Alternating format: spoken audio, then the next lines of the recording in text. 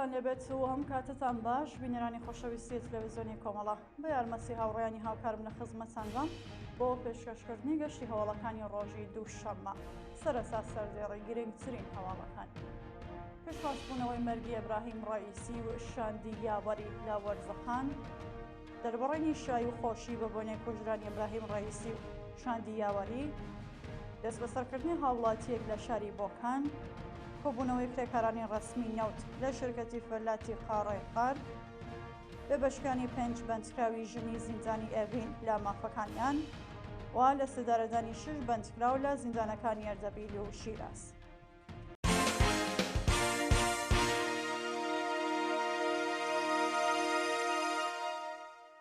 درێژە هەواڵەکان دەربڕینی شای و خۆشی بە بۆنەی کوژرانی ئەبراهیم ڕائیسی و شاندی یاوەری.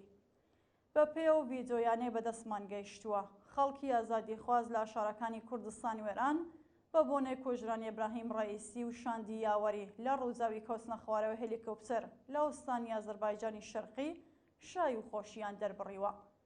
خەڵکی شۆڕەژگێری شاری سەقز و شارەکانی دیکە بە دەربڕینی خۆشی ڕایان گەیاند کە ئەوانەی جۆنایەتیان لە حەق خەڵکی ئازادیخواز و بێتاوان کردووە ڕۆژێک ئەبێت تاوانی کارەکانیان بدەنەوە، هەرچەند ویستی خەڵک ئەوە بووە کە جۆنایەتکاران ڕۆژێک لە جادگایەکی گشتی محاکمە بکرێن، بەڵام مردنی هەریەک لە بەرپرسانی ئەو ڕۆژیمە جێخۆشیە و هیوادارن بەرپرسانی گەندەڵی کۆماری ئیسلامی یەک بە یەک تاوانی سەرکوتگەریەکانیان بدەنەوە. دەست بەسەرکردنی هاوڵاتیەک لە شاری بۆکان. ڕۆژی یەکشەممە 30 گوڵان هاوڵاتیەکی خەڵکی بۆکان بە ناوی ئیبراهیم ناسری پاش بانکران بۆ ئیدارەی سڵاتی ئەو شارە دەست بەسەرکرا.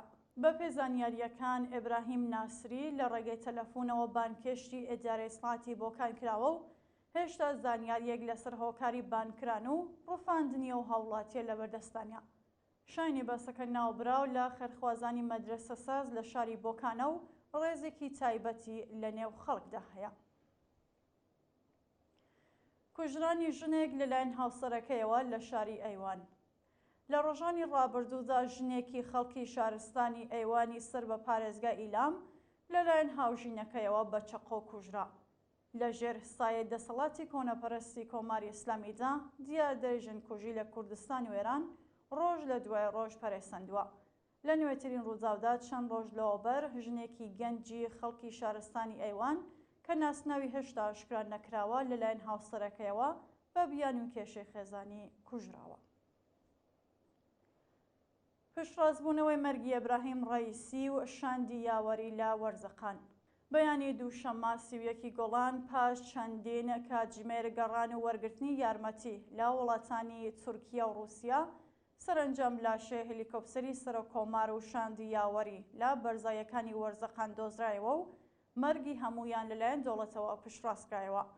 لەو ڕووداوەدا ئیبراهیم ڕائیسی سەرۆکۆمار، حسین ئەمیر عەبدوڵڵاهیان وەزیری جەرگەی وڵات، ئاخوند ئال هاشم ئیمام جومعی تەورێز، مالک ڕەحمەتی ئۆستانداری ئازەربایجانی شەرقی، سەرهەنگێکی سوپای ئەنسارولمەهدی، خەلەبان و یاوەرەکەی هاوڕێ لەگەڵ بەرپرسی بەشی فەنی کوژراون.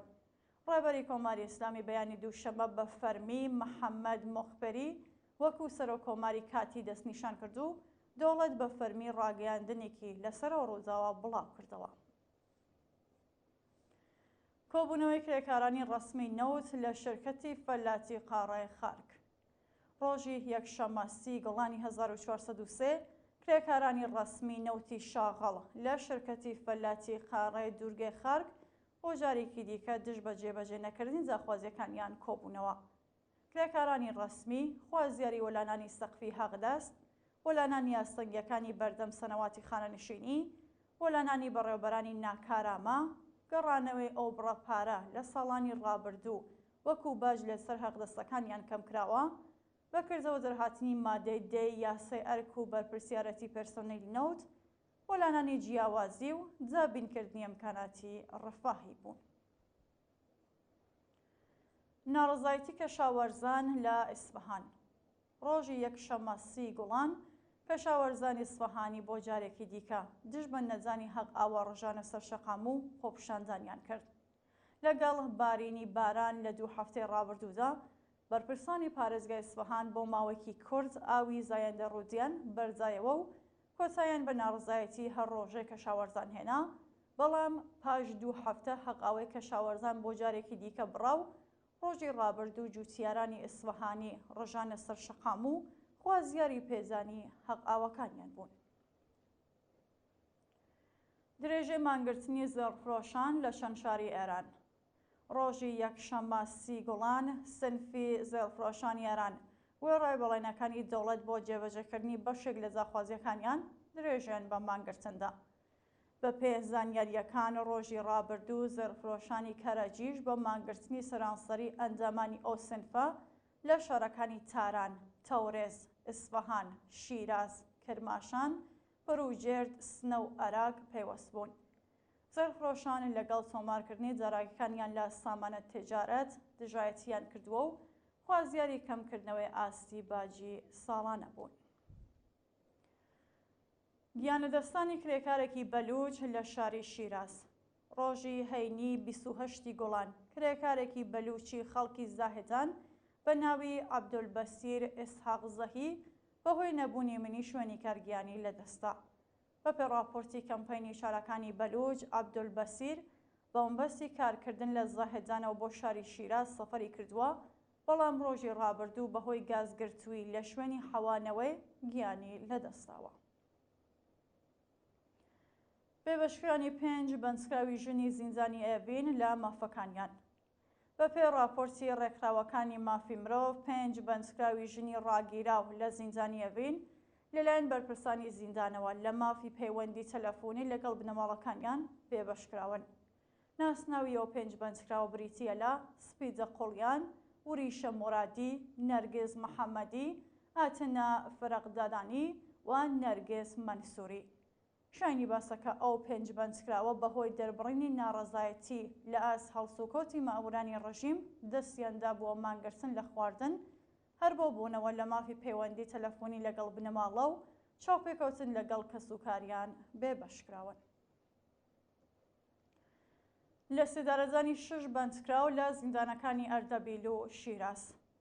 ڕۆژانی شەممە و یەکشەممە 29 و 30 گوڵان حکمی ئازامی 2 بەندکراو لە زیندانی ئەردەبیل و 4 بەندکراو لەوانە شارۆمەندێکی خەڵکی ئەفغانستان لە زیندانی شیراز جێبەجێکرا.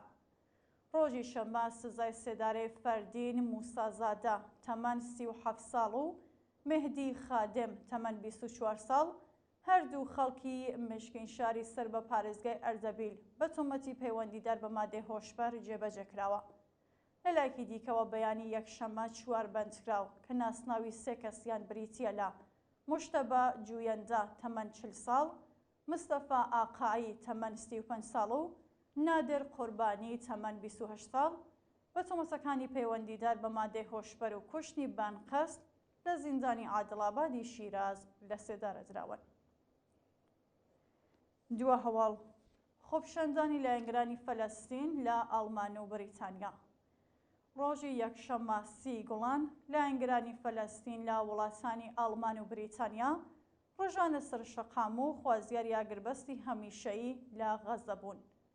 بەپێ راپۆرتەکان هەزاران دژبەری شەڕ و لایەنگری فەلەستین لە بەرلین و لەندەن بە وتنەوەی دروشم دژ بە دەوڵەتی ڕاستگەرای ئیسرائیل خوازیاری ڕاگررتنی دەستبەجێ شەڕ و ڕاگەیاندنی ئاگربەستی هەمیشەی بوون.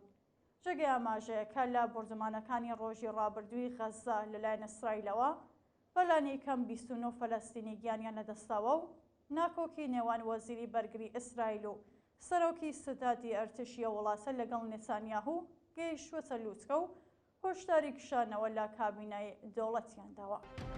بینەرانی خۆشەویست هەواڵەکانتان پێشکەشکە هەر شاد و ئاسوودە.